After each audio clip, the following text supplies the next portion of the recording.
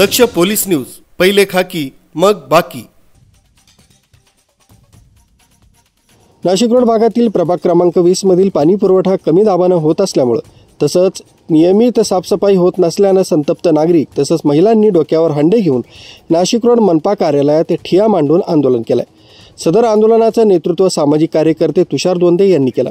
गेल्या 3 ते 4 वर्षांपासून प्रभाग क्रमांक 20 मधील परिसर दत्त मंदिर, विज्ञान housing society, Shriramnagar vision, Ambika society तर सातत्याने पाणी टंचाई मोठ्या प्रमाणावर होत आहे। तसंच परिसरात खूप दुर्गंधी तसंच साफसफाई होत नसल्याने संबंधित विभागाचे अधिकारी तसंच कर्मचाऱ्यांना वारंवार तक्रार करूनही परिसराकडे जाणीवपूर्वक दुर्लक्ष केले जाते का असा सवाल विचारण्यात आला। सदर समस्यांची पूर्तता न झाल्यास यापुढे जन आंदोलन करण्याचा इशारा स्थानिक नागरिकांनी दिला।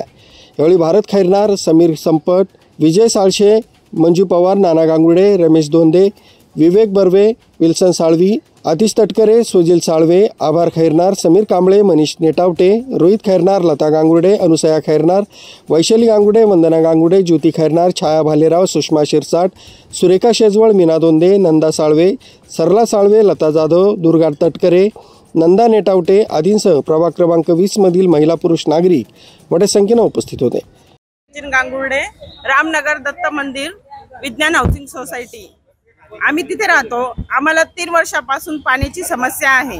आम्ही इथे 8 ते 10 वेळेस आलो, पण एकही जण आलेला नाही पाण्याची समस्या बघायला, आणि कुठलीही उपाययोजना होत नाही। झाडू कामगार पण येत नाही, आणि आम्हाला टॉयलेट साफ करणारे येत नाही। आम्हाला पाणी नाही तर मत द्यायचं कोणाला? आता आम्ही आता मतासाठी येतील, पण पाण्याचं करा पहिले।